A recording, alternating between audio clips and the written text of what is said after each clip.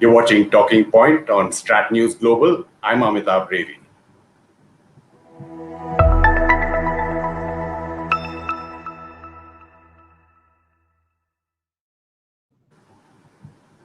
It's a pleasure to introduce from Kabul, Shukria Barakzai. She's been Afghanistan's ambassador to Norway till very recently, an ex-member of parliament from the Volesi Jirga and a very prominent women's and child's rights activist. Eid Mubarak, Shukriya ji. Thank you so much for joining us. Thank you so much for you giving time for Afghanistan and asking me to join you in Eid Mubarak for those people whom they are celebrating Eid. And Dr. Aparna Pande, who joins us from Washington, D.C., the director with the Hudson Institute, an upcoming book. Hopefully I should get a handle on it in a couple of days, and then we could talk about that as well. Thank you so much for giving us time as well. Thank you, Amitabh. It's wonderful, and it's wonderful to be with Shukriya ji, and Eid Mubarak to everyone.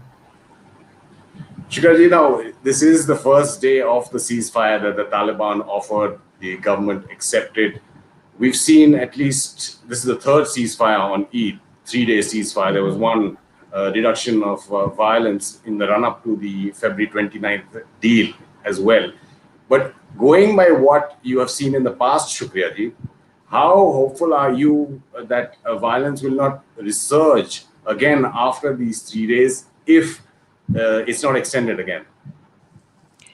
Well, thank you. Afghanistan is a very unique country. Even our ceasefires are not seems to be a ceasefires. For instance, just last night we had a car bomb attack, which is at least more than 40 people lost their life. And that was all civilian, innocent people, including children, women, and men. And beside of that, we had a border issue with Pakistan in province of Kandahar, Spin Boldak.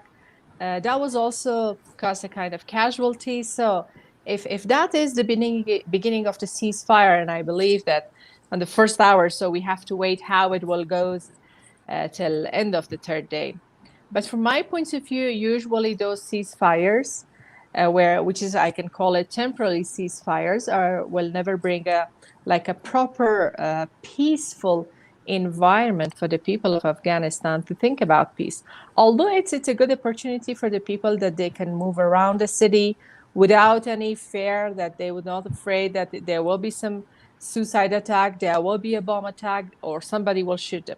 But beside of that, we also had, even on the first and second ceasefires, as you mentioned, there was some incident, which is ISIS claimed that. And right now, it's the picture is not really clear who's ISIS or Daesh and what is their, let's say, goal in Afghanistan and what exactly they want.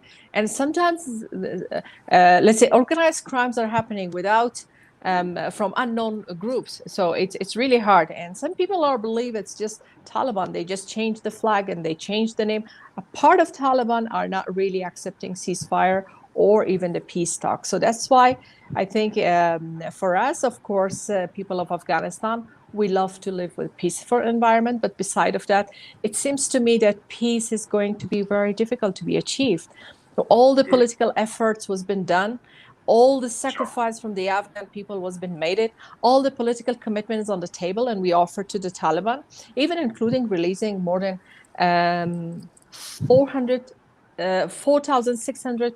There are prisoners. And just today, President Ghani announced that for the remaining 400 prisoners of the Taliban, which is at the time with the government, he don't have the authority to do so. So that's why he will call the lawyer jirga, and we will let the lawyer jirga to decide about it. But ceasefires are just, I believe it might work if it goes longer, not only for 3 days. If it's not bringing any kind of opportunity for the Taliban to prepare themselves for another heavy attack after ceasefires. Exactly.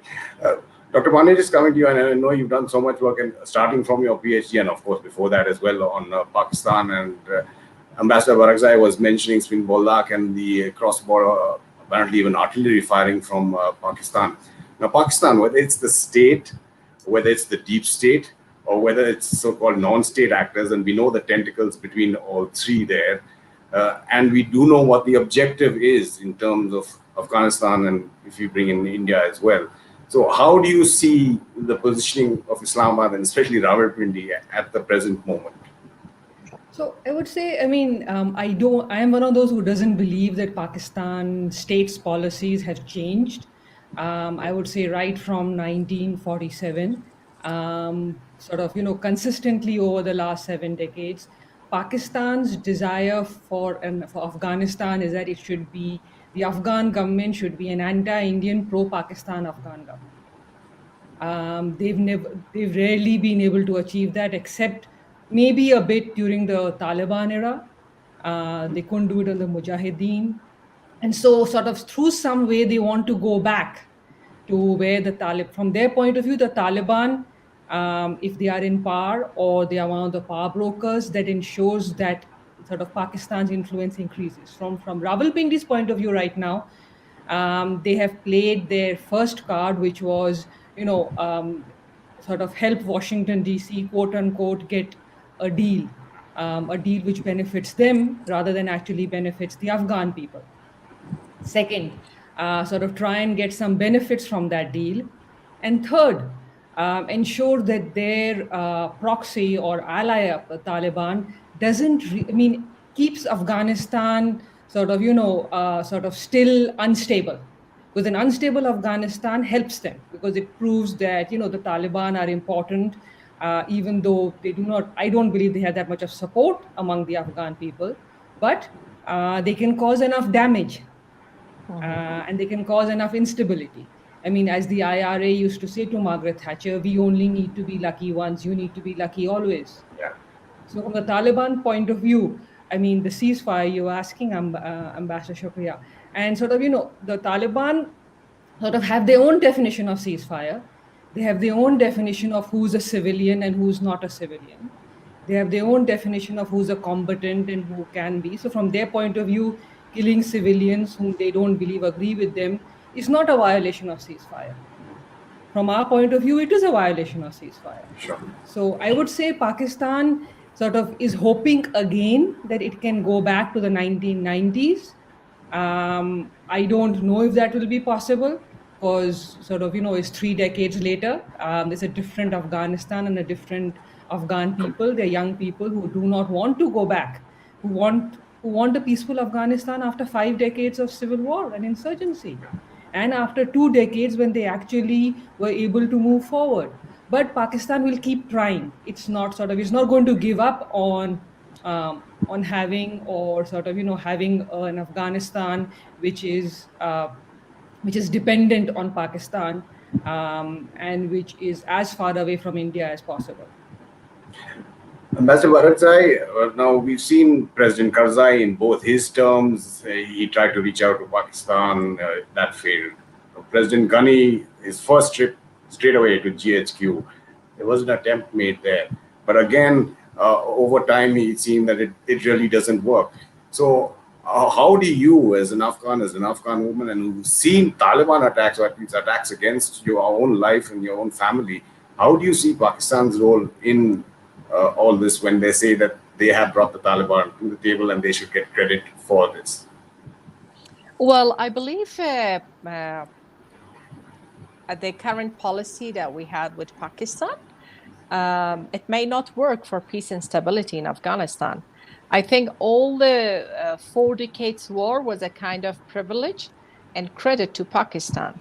The bloodshed was in Afghanistan, but the credit and benefit was, the beneficiary of that war, I can say, was Pakistan, and particularly Pakistani army and Pakistan intelligence service. If you see how much they become wealthy after that, and how they've been recognized globally, and how much they gain power, it's just because of war in Afghanistan. It's just because of the proxy war, and they were the proxy one in between, and they played really such a bad role.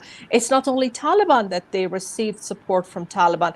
Before Taliban, I believe Mujahideen was the same. Their RSS were there, and they got support from Pakistan.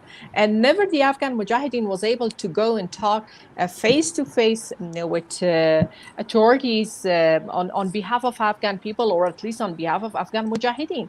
But I don't want to go in the past. But right now, I think what I believe, it's not only Afghanistan, and I think Pakistan is not only a headache for Afghanistan. I think they are going to turn globally headache for everyone across the world.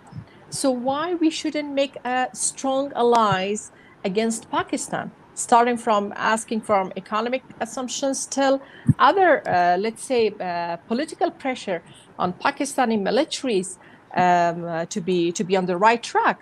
For how long they should provide or support or train a terrorist, and they will send it not only to Afghanistan but to different countries. So if you see and find any kind of terrorist activity, there's a Pakistan name is just beside. And I think the level of tolerance in Afghanistan, we do love and respect Pakistani people as our neighbor. Of course, we have a shared language with them. We do have a shared religion with them. We do respect all the similarity. But one thing we will not respect, and we cannot tolerate it anymore, it's they all looking for us to Afghanistan. Just they want they should be a big brother, and Pakistan should be a decision maker for Afghanistan. And Pakistan like to do whatever they want to do with Afghanistan. And this is not the time that Pakistan may think so, because this is really, I will just echo Dr. Pande, it's a new Afghanistan. New Afghanistan with new generation, and even previous Afghanistan, even my generation, we never loved Pakistan, and we don't want to receive any kind of support, particularly let's say according to them military support. I remember when they offered for us for a military training and let's say scholarships, we was just to stand in parliament and we say no, we don't need anything from them, thank you. Well, right now we do have some scholarship, but not the military base. But anyway, what is important, and I think as long as Pakistan will not change their policy, I mean, not what they are written on a paper, but what exactly they are doing in Pakistan, that long the region may not be live with a peace, because they are a troublemaker, and those troubles are going and growing day by day.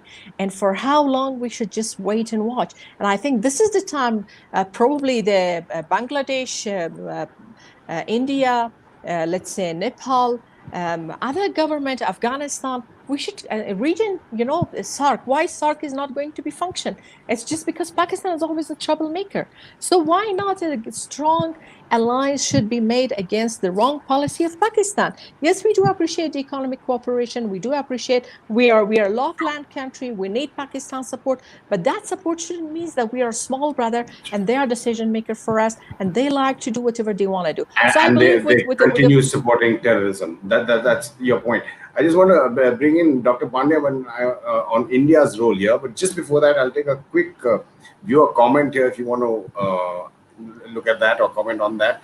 SK says, as the US military reduces its number in Afghanistan, and that's what's on your screen there, can Pakistan's deep state divert, even if it's not Taliban forces, we know the Jaish-e-Mohammed, the Lashkar-e-Taiba, other groups there, towards Kashmir? We already do know that 5th of August is coming up, and that normal march that they conduct will happen. Dr. Pande, just a comment on that, then I want to go to India.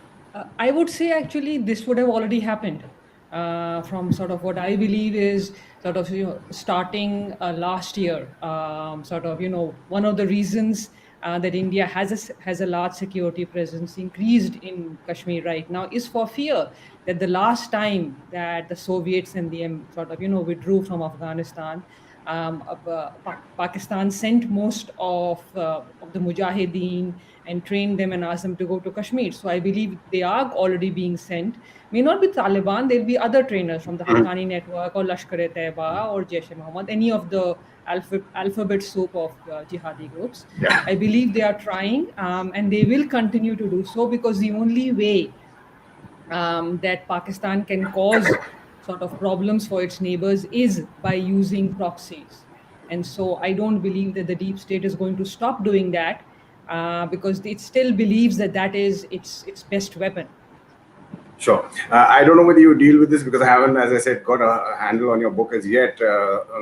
Making India Great, the promise of a reluctant global power. How do you see even if you don't want to reveal what you've written in your book so that people buy it, India's policy towards Afghanistan, and I want to talk about what's happening now, because there are analysts, there are foreign policy specialists who say that India should be engaging with the Taliban since the rest of the world is doing that. What's your take, Dr. Pande, on that? I believe India should continue to do what India has done over the decades, which is that India deals with the legitimate Afghan government which sits in Kabul. India has had relations with Afghanistan since 1950s. We signed an agreement at that time. Our consulates, our embassy, our assistance, our support, economic, cultural, educational, is all with the Afghan government and with the Afghan people. As a country which was a post-colonial country, India does not send its troops into other countries, nor do we deal with insurgent groups inside other countries. We always use the legitimate government. And so I believe India's policy is that the peace process should be Afghan-led and Afghan-owned. If the Afghan government wants India to be part of the table when they're talking to Taliban, India should do that. But India, I don't believe it is in Indian interests to open direct negotiations. Now, I'm not stupid enough to believe that there's nobody from the Indian side talking to the Taliban. I'm sure everybody is. There's somebody there who's doing it. All countries will be doing it. But what I would say is that the Indian government should continue the policy, because that is the policy at the end of the day. One of the reasons we have a good relationship with Afghanistan is that we have it with the Afghan people, that we actually support the Afghan people and we support the Afghan government, and we don't pick and choose sides in an internal affairs of a country.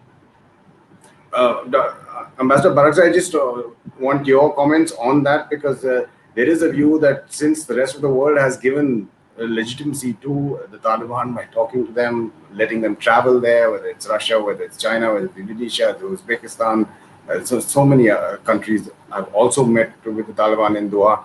Is India losing out by not engaging with the Taliban for a future where it seems inevitable some form of Taliban will be in some form of government structure? I believe having and supporting a legitimate government, would be the right decision for the right purpose, and particularly to keeping the rules and the structures as India believe. But at the meantime, I guess I believe that Dr. Zarma Khalilzad, the special envoy from Ministry of Foreign Affairs of United States for the Afghanistan affairs, and he's the one that dealing with the peace. He's been in India many times, several times, and that means like India also on the picture, like what's going on. But allow me to say a few things. Sure. I was surprised on 29th of February 2020 when I saw more than 40 countries was standing and clapping for a terrorist group. Does it mean legitimacy? That means bad guys turning to be a good guys? It never happened. It's something extremely unique was happened. A superpower such as America signing an agreement with Taliban without any kind of guarantee.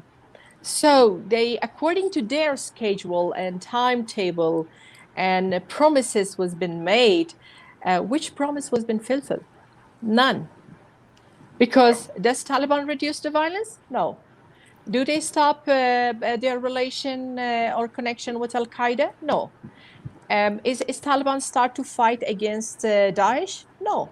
Then what was the point? And why United States? Many would say that what the point is for the US to withdraw, and this is not a peace deal, this is a withdrawal deal, an exit deal. To be honest, even if United States want to withdraw from Afghanistan, Afghanistan may not collapse. Right now, we have more than 300,000 legitimate, super committed force. Security force in general, which is every day they are fighting on the front line. They are fighting with the Taliban. And how many are the Taliban? I'm sure they are not more than 30,000, maximum 50,000. Who are these 50,000 fighters, which is they don't believe Afghanistan, and they can confront more than 35 million in Afghanistan. And I think for the withdrawal, is America believe Taliban are safe hands to give Afghanistan with a safe hand? No. I try to find why these things are happening, and it's just from my understand. I understand the Russia concern, I understand the Iran concern, I understand the Pakistan concern. But I couldn't understand what was the concern of, let's say, United States of America. Why they've been in Afghanistan, and what is their response to their own soldiers, to their own people. I believe it's not a peace process, which is Dr. Zalmay Khalilzad start as just a peace project, just for President Trump election campaign. And the way they are playing, I'm not sure they will succeed what they're standing for. And I was surprised for other countries, like-minded countries, which is they believe humanity, they believe equal rights, they believe women's rights, how they can trust, how they can call Taliban as a reliable partner. So see, after 5 months or 6 months, still we are struggling to start just intra-Afghan dialogue, and it's still not been done. Dr. Pande, I mean, the ethics, nobody is questioning that, what should be done, but there is a position on the ground. I mean, this is the reality that we have to face. How do you see or visualize or want India to focus on Afghanistan and such a key, not just a partner, and you said like intra-civilizational ties that we have. How do you visualize India going forward in what we see seems to be inevitable? So we have a problem, and which is that India does not border Afghanistan, which is, a positive in the sense that we don't have any border disputes. But the problem also is that we cannot access Afghanistan. Technically, if we take the POK occupied part, and there is that little sliver that is another discussion. I don't think. Correct. So our so our access to Afghanistan is one problem. Second is that because we sort of, aside from the paramilitary troops who are guarding our embassies or our consulates, we don't really have a military presence. Our presence in Afghanistan is dependent on the international forces and troops being in Afghanistan. So sort of, as and when the withdrawal takes place, which is inevitable, one of the main problem facing us will be how will we continue our presence in the broader context of providing the assistance we have and remain there. I mean, the last time that happened was in 1990s. We stayed right till President Najibullah was hanged, but we had to leave the country because it was very difficult. Now it's a different Afghanistan. So yes, the Afghan government will provide support, but how much sort of India's dilemma will be, how long can we stay in Afghanistan when there is no international troop presence, especially American troop presence? And secondly, by default, how will we maintain and provide assistance to the Afghan people and the Afghan government if we cannot maintain the large presence that we have? And, here I don't refer to the 40 consulates, which the Pakistanis allege we do have. We only have 4 consulates and 1 embassy. Though we pulled some of our diplomats back and because of COVID. So it's a COVID problem. You can't have that much of interaction. It's a troop withdrawal problem. So you cannot really do all that you were able to do a few years ago. And so India will have to think of ways that, how do we keep our presence? How do we ensure what we are doing? I don't believe the option is talking to the Taliban, because I'm one of those who believes Taliban are an ideological group. They are not going to suddenly change their view about India or about Pakistan or about the Afghans. When they issued that statement that decried what Rawalpindi was saying about Jammu and Kashmir Article 370, you think that's not something that we should take into account in terms of a change in character? No, I don't. No. And the reason I'll say it is, from their point of view, what is negotiation? From my point of view, negotiation is that, Ambassador Barakzai and I say we will meet halfway. Since she's in Kabul and I'm in DC, maybe Dubai, maybe Europe. From their point of view, a negotiation would mean that I have to come right maybe till Iran. And then maybe they'll meet me at the border of Iran, Afghanistan. So, they're sort of, how they negotiate with people they don't believe are are sort of, sympathizers, or sort of, whether you are, however you define infidel, or however you define the other person. So I don't believe one can actually sort of, one shouldn't believe that the Taliban's worldview is the same Has as changed. ours. So Right. I would not. Right. Ambassador Barakzai, you've seen it all. I mean, when the Taliban was in power, you were running schools underground. You saw what happened after they left, and we saw all your work. And you become a member of parliament.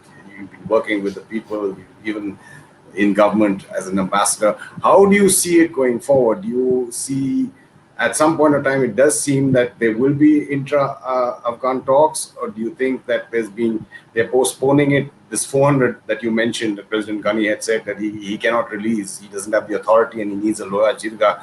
Is that an attempt possibly to postpone things till maybe after November in the US and see what happens in the US?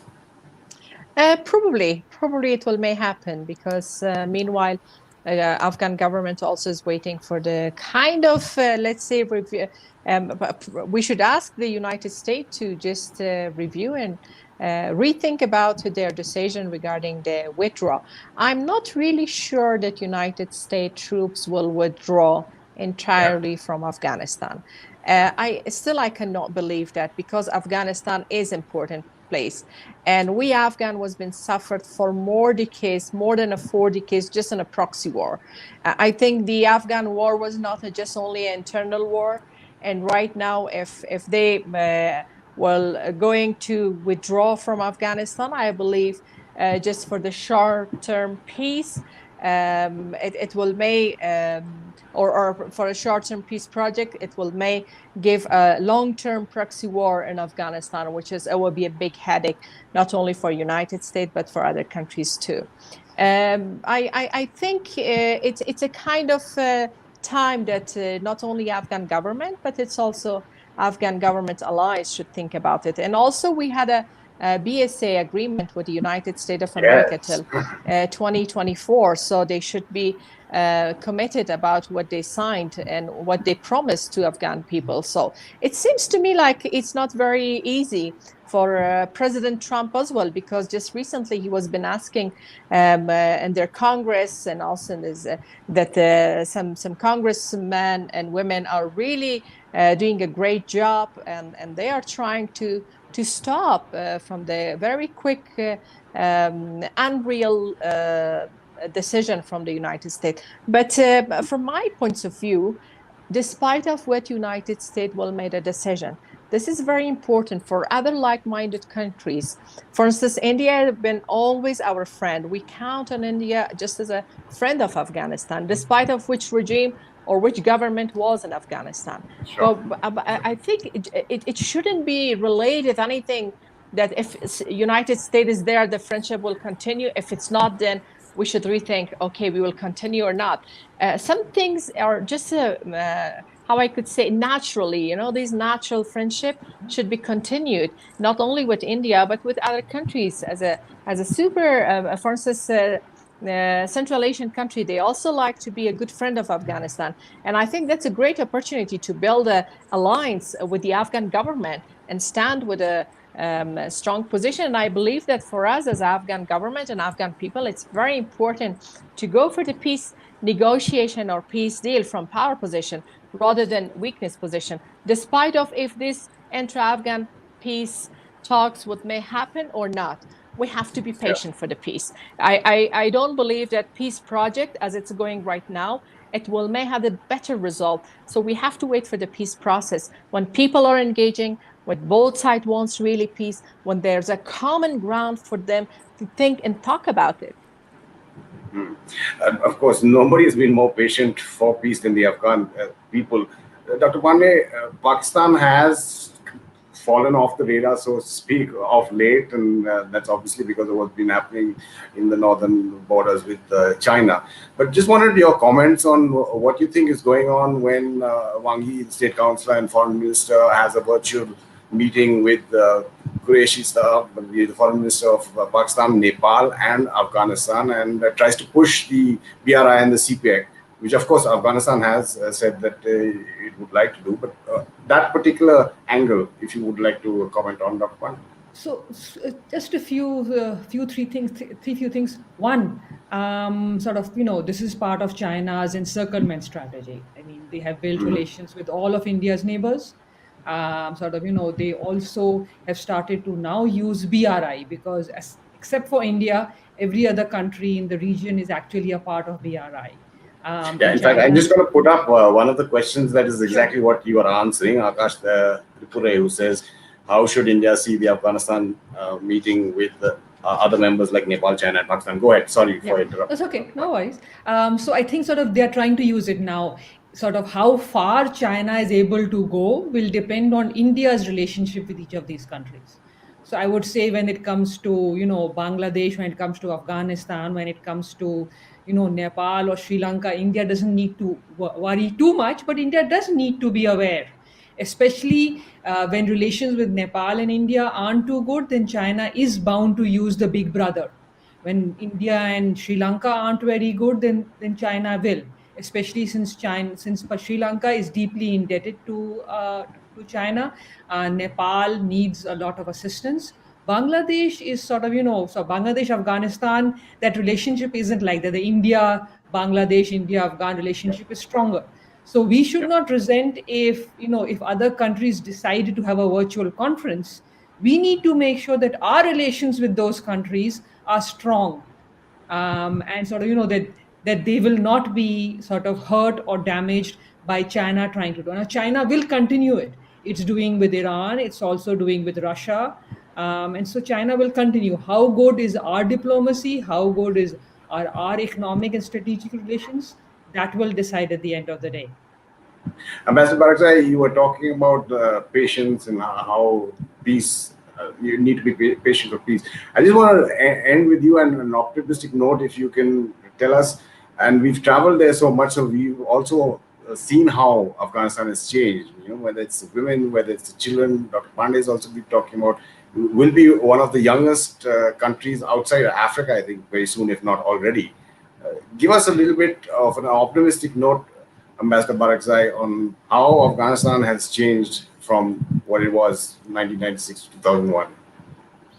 Afghanistan changed a lot. It's not, I can't say that I am the good example of change. I could say my daughter, she is the great example of new Afghanistan, because one day, let me tell you a small story. One day there was a bomb blast very close to our house, between her school and our house.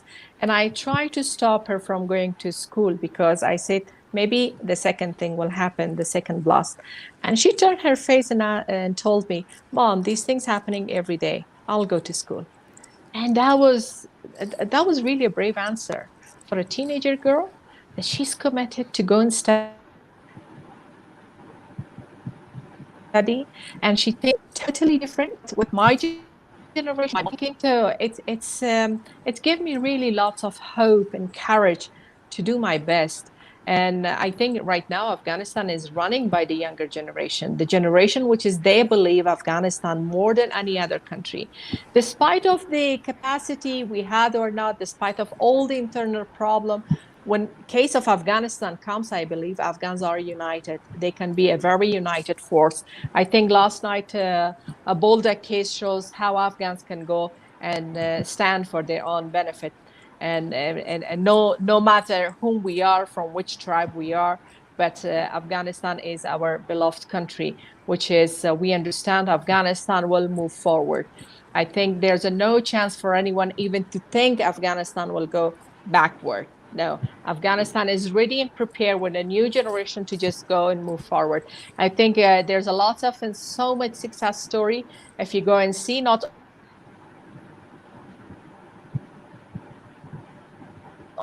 only standing and fighting with the Taliban just recently with the name of Qamargul. Anyone can believe that a lady will stand and defending her family. So that means courage. That means new Afghanistan. That's a very clear message globally, that open your eyes. This is not Afghanistan 40 years back. It's a today Afghanistan.